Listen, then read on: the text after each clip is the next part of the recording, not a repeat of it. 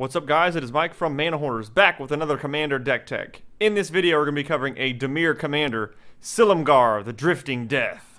You can cast Silumgar for 4, a blue and a black. He is a 3/7 legendary dragon with flying and hexproof. His ability reads, whenever a dragon you control attacks, creatures defending player controls get -1/-1 until end of turn. The final cost of this deck came in at $73.84. This does include the price of the commander and all of our lands. Now this price is going to vary greatly depending on the quality of the cards you purchase and the vendor you use. I would rate this current build at around a 5 or 6 out of 10 on the power scale. Now this doesn't mean that there isn't plenty of room for upgrades, but I feel like this is a decent starting point if you're interested in running this commander. Before we dive into the deck, let's cover a few key points. We are going to be running plenty of dragons in this build. This is going to help us capitalize and draw value off of Silumgar's -1/-1 ability. During some of the early playtests, I noticed that a lot of the dragons had very high converted mana costs. To work against this, I added a sub-theme of flying creatures. Every single creature in this deck is going to have flying. This means we'll be able to cast some of our small flyers and use some enchantments and other quick spells to turn them all into dragons. That way we can start getting value as soon as Silumgar hits the board. Our final strategy is to run plenty of cards that will help us extract value from our opponent's creatures dying. This deck will put us in a very powerful position to bargain with our opponents. This -1/-1 ability will get around things such as hexproof and indestructible, meaning no creatures our opponents control will be safe. First up, we'll discuss our creatures. Belltoll Dragon for 6, we get a 3/3 with flying and hexproof. We can also megamorph it, and when we do, we'll put a +1/+1 counter on each other dragon creature we control. Bone Dragon for 5, we get a 5/4 with flying. We can also pay 3 and 2 black and exile 7 other cards from our graveyard. If we do, we can put Bone Dragon onto the battlefield tapped from our graveyard. Boneyard Scourge for 4, we get a 4/3 with flying. Whenever a dragon we control dies, if Boneyard Scourge is in the graveyard, we can play 1 in the black. This will return it from our graveyard to the battlefield. Catacomb Dragon for 6, we get a 4/4 with flying. Whenever it is blocked by a non-artifact, non-dragon creature, that creature's power is halved, rounded up until end of turn. Necromaster Dragon for 5, we get a 4/4. Whenever it deals combat damage to a player, you may pay 2. If you do, put a 2/2 black zombie creature token onto the battlefield, and each opponent puts the top 2 cards of his or her library into his or her graveyard. Noxious Dragon for 6. When it dies, you may destroy target creature with converted mana cost 3 or less. Quicksilver Dragon. If a spell has only one target and that target is Quicksilver Dragon, you can change that spell's target to another creature for 1 blue. You can also morph it for 4 and a blue. Shimmer Dragon, a 5/6. As long as you control 4 more artifacts, Shimmer Dragon is hexproof. And you can also tap 2 untapped artifacts you control to draw a card. And now for the rest of our flying creatures. Bloodgift Demon for 5, we get a 5/4 with flying. At the beginning of your upkeep, target player draws a card and loses a life. Bear in mind that you can target yourself for some extra card draw. Embodiment of Agonies for 3, we get a 0/0 with flying and death touch. It's going to enter the battlefield with a +1/+1 counter for each different mana cost among non-land cards in your graveyard. Faerie Seer for 1, we get a 1/1 with flying. When it enters the battlefield, scry 2. Glen Elendra Liege for 4, you get a 2/3 with flying. Other black creatures you control get +1/+1. Other blue creatures you control get +1/+1.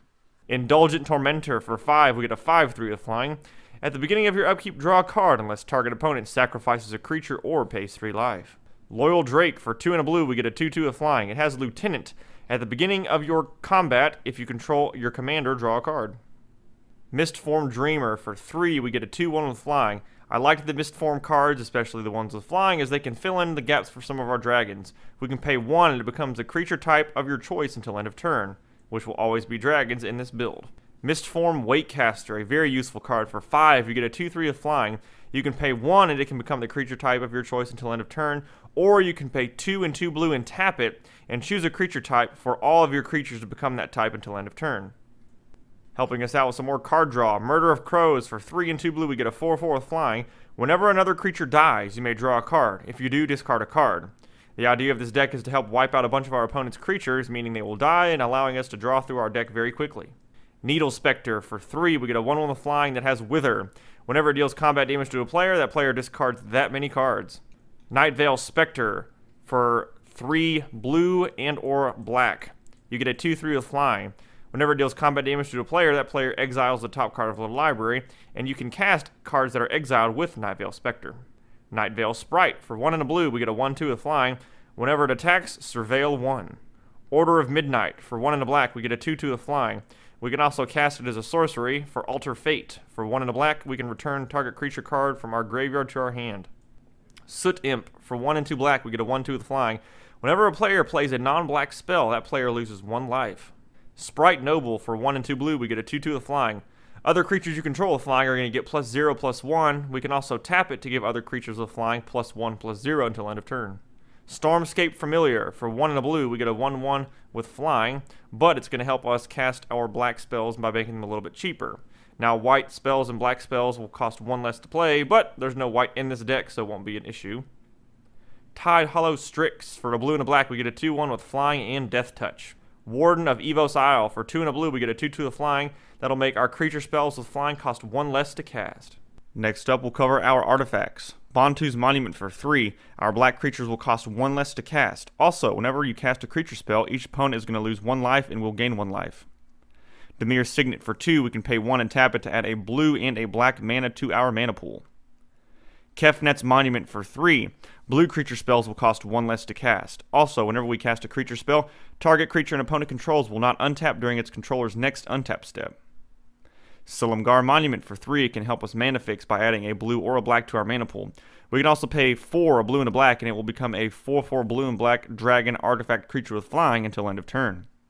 And of course, Soul Ring. For 1, we can tap it and add 2 colorless mana to our mana pool. Adding a lot of power to our deck are our enchantments. Arcane Adaptation. For 2 and a blue, when it enters the battlefield, we'll choose a creature type, dragons. Every creature we control is that type in addition to their other types. This will really help us key off of our commander's ability. Black Market. For 3 and 2 black. Whenever a creature dies, we'll put a charge counter on Black Market. At the beginning of the pre-combat main phase, we'll add a black to our mana pool for each charge counter on Black Market. Swing in with a lot of dragons, wipe an opponent's board, and get plenty of charge counters to help us ramp in the next pre-combat main phase. Conspiracy. For 3 and 2 black. When it comes into play, we'll choose a creature type. Creatures you own that aren't in play, creature spells you control, and creatures you control are the chosen type. Favorable Winds. For 1 and a blue, creatures you control with flying get +1/+1. Our deck is made up entirely of flyers, so it's an easy way to pump up our board and be a major threat in the air. Gaze of Pain, a card I found very interesting. For 1 and a black, for each creature you control that attacks and is not blocked, you may choose to have it deal no damage to defending player this turn. If you do so, instead, it deals damage equal to its power to any target. This can be a great way to fly over your opponents, not damage them, but instead use the extra power to wipe out the rest of their board if they have any survivors from those -1/-1 triggers. Grave Betrayal. For 5 and 2 black, a very hefty enchantment, but very powerful nonetheless. Whenever a creature you don't control dies, return it to the battlefield under your control with an additional +1/+1 counter on it at the beginning of the next end step. That creature is a black zombie in addition to its other colors and types. If we effectively wipe our opponent's board, we can take all of their non-token creatures, and they're going to come onto the battlefield under our control with +1/+1 counters. Revel in Riches, an alternative win con. For 4 and a black. Whenever a creature an opponent controls dies, create a colorless treasure artifact token with tap, sacrifice this artifact to add 1 mana of any color to your mana pool. At the beginning of your upkeep, if you control 10 or more treasures, you win the game. An effective way to ramp, but also provide an alternative win con if we just can't seem to deal enough damage to our opponents. Shadows of the Past. For 1 and a black. Whenever a creature dies, we can scry 1. We can also pay 4 and a black, and each opponent loses 2 life, and you gain 2 life. But we can only activate that if there are 4 more creatures in our graveyard. Since we are running blue, we must run some counter spells. Insidious Will. For 2 and 2 blue, we can choose 1. We can counter target spell. We can choose new targets for target spell, or we can copy target instant or sorcery and choose new targets for the copy. Muddle the Mixture. For 2 blue, we can counter target instant or sorcery spell. We can also pay 3 to transmute it and search our library for a card with the same converted mana cost as Muddle the Mixture. Perplex. For 1, a blue and a black, we can counter target spell unless its controller discards his or her hand. This also has the transmutability, meaning we can tutor for something with converted mana cost 3. Psychic Strike. For 1, a blue and a black, we can counter target spell, and its controller puts the top 2 cards of his or her library into his or her graveyard. We have a little bit of graveyard recursion, so we're not running too many protection spells. For 1 and a blue, we have Lazatep Plating. We can amass 1. Also, you and permanents you control gain hexproof until end of turn. For some non-creature card draw, we have Consult the Necrosages. For 1, a blue and a black, we can choose 1. Target player draws 2 cards, or target player discards 2 cards. Council of Soratomi. For 2 and a blue, we can draw 2 cards. Dragon Lord's Prerogative for 6. If we reveal a dragon card from our hand, this spell can't be countered, and then we will draw 4 cards. Opt for 1, we can scry 1 and then draw a card. And Winged Worlds for 2 and a blue. This spell will cost 1 less. If we have a flying creature, we can draw 2 cards. For some targeted removal, we have Doomblade, destroy target non-black creature. Drag to the Underworld for 2 and 2 black. It will cost X less, where X is our devotion to black. We can destroy target creature. Eat to Extinction. We can exile target creature or planeswalker. Then we can look at the top card of our library and put it into our graveyard. Murder. We can destroy target creature for 1 and 2 black. A very fun card if you manage to use it just right. Thrilling Encore for 4 and a black. Put onto the battlefield under your control all creature cards in all graveyards that were put there from the battlefield this turn. An amazing card to play following a big board wipe, or if you manage to use your commander and a lot of dragons to take out your opponent's boards, you can steal all of their creatures. When the plethora of -1/-1 triggers are not enough, we do have a couple board wipes. Crux of Fate for 3 and 2 black, we can choose one. Destroy all dragon creatures or destroy all non-dragon creatures.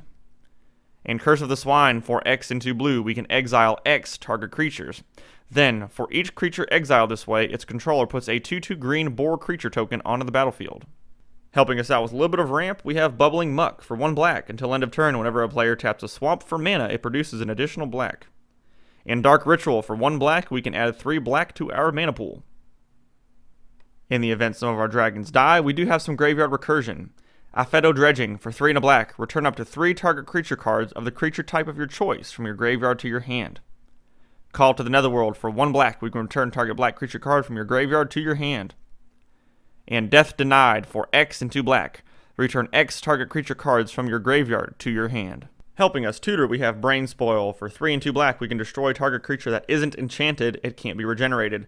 I like it because this has the Transmute ability as well, and we can cast it to dig through our deck to find a card with converted mana cost 5 and put it into our hand. And Diabolic Tutor for 2 and 2 black. We can search our library for a card, put that card into our hand, and then shuffle our library.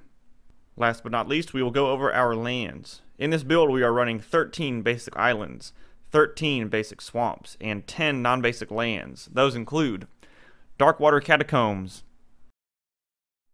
Dimir Aqueduct, Dimir Guildgate, Dismal Backwater, Dreadship Reef, Evolving Wilds, Reliquary Tower, Salt Marsh, Sunken Hollow, and Terramorphic Expanse. And just like that, we have reached the end of our Commander deck tech. If you enjoyed this video, be sure to hit the like button. Subscribe, tell your friends about us, and leave a comment below. Let us know what commanders you would like to see us build around in the future. We really appreciate the support.